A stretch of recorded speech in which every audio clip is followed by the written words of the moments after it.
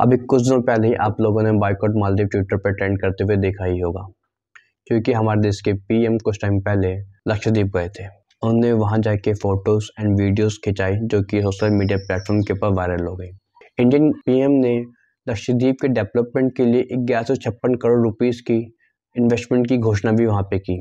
जब मोदी जी की photos and video viral हो गए, उसके बाद सोशल मीडिया प्लेटफॉर्म के ऊपर कई सारे इंडियंस ने ये कहना चालू कर दिया कि जब हमारे पास इतने अच्छे खासे लक्षद्वीप पे बीचेस हैं तो हम बाहर के देशों में क्यों ट्रैवल अपना हॉलिडे एंजॉय करने जाते हैं। अभी तक इन सब पूरी बातों के अंदर कहीं भी मालदीव का जिक्र नहीं हुआ था, बट फिर भी मालदीव के 3 नेताओं ने इंडिया और इंडियन पीएम के बारे में रेसिस्ट ट्वीट्स किए, जिसके रिटेलिएशन में इंडियन पीपल्स ने ट्विटर पे बाइकआउट मालदीव ट्रेंड करा दिया। और इस बाइकआउट मुहिम के अंदर इंडियन सेलिब्रिटीज भी शामिल हो गए। उन्होंने जो अपनी ट्रिप प्लान मालदीव के लिए कर रखे उनको कैंसिल करके उनकी फोटो भी ट्विटर पे डालना चालू कर दी। और जब ये 3 मिनिस्टर की ट्वीट्स की बात इंडियन गवर्नमेंट को पता चली तो उन लोगों ने इसकी कंप्लेंट मालदीव गवर्नमेंट को की।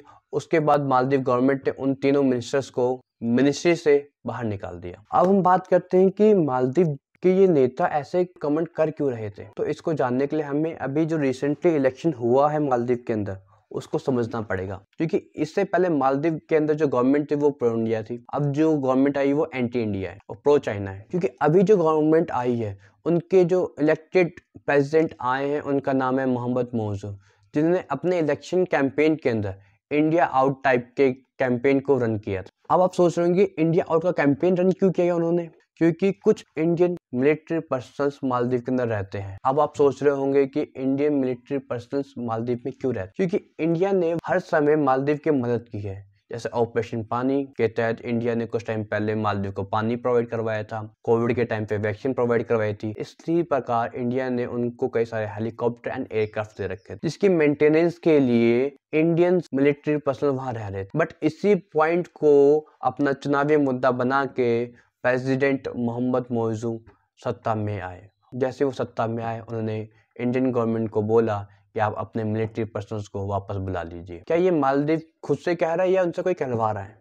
अब इस बात को समझने के लिए हमें यहाँ की गेम समझनी पड़ेगी, जिसे हम जियो पॉलिटिक्स बोल सकते हैं। क्योंकि यहाँ पे एक बहुत बड़ा प्लेयर है जो पीछे से बहुत बड़ा गेम खेल रहा है, वो है चाइना। अब आप ये सोच रहे होगे मालदीव एक इतना छोटा सा देश है, वो इंडिया के साथ पंगे क्यों ले रहा है? जब इंडिया उनके टाइम टू टाइम मदद भी करता है फिर भी वो इतनी हेट्स कमेंट इंडिया के बारे में क्यों कर रहे थे? इस बात को समझने के लिए हमें चाइना का एंगल समझना पड़ेगा। आप सभी को पता है कि चाइना एशिया के अंदर बहुत बड़ा प्लेयर है और इंडिया अभी उभर रहा है इस गेम के अंदर, बट चाइना नहीं चाहता कि इंडिया डेवलप ज्यादा करे। इसीलिए वो चाइना इंडिया को घेर के रखना चाहता है, क्योंकि उसे पता है कि इंडिया आज नहीं कल तो डेवलप कर ही जाएगा और वो क्या पता चाइना को सरपास भी कर जाए। इसीलिए वो अपने डेट ट्रैप पॉलिसी के थ्रू इंडिया के आसपास के नेबरहुड को फंसाता है और उनकी फॉरेन पॉलिसी मैनिपुलेट करने की कोशिश करता है। जैसे कि उन लोगों ने श्रीलंका को अपनी डेट ट्रैप में फंसाया और वहां का एक पोर्ट 99 साल के लीज पे ले लिया। इसी प्रकार वो मालदीव की फॉरेन पॉलिसी मैनिपुलेट करना चाहते हैं। अगर आपको पता हो कि मालदीव की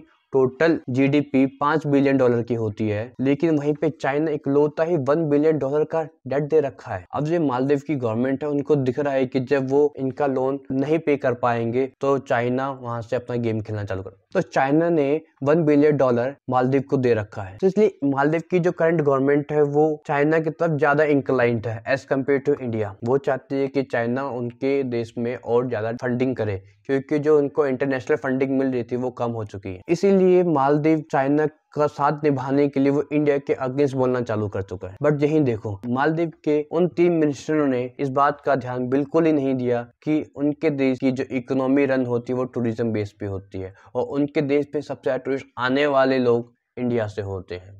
अगर वो इंडिया को नाराज करेंगे तो वहाँ का टूरिज्म को बहुत ज्यादा इफेक्ट पड़ेगा। ये बात वहाँ के गवर्नमेंट को समझ में आती है, इसलिए उन्होंने अपने 3 मिनिस्टर को पोजीशन से हटा दिया और कहा कि ये इनकी इंडिविजुअल राय है, ये वहाँ की गवर्नमेंट की राय नहीं है। अब इन्होंने कहावत सुनी होगी कि अपना पैर कुल्हाड़ी पे दे मारना, तो यही काम मालदीव ने किया है। अब मालदीव की गवर्नमेंट चाइना के लोगों से अपील कर रही है कि वो ज्यादा से ज्यादा उनके देश में घूमने आए, क्योंकि अब इंडियन पीपल वहां नहीं जा रहे हैं। Thank you guys.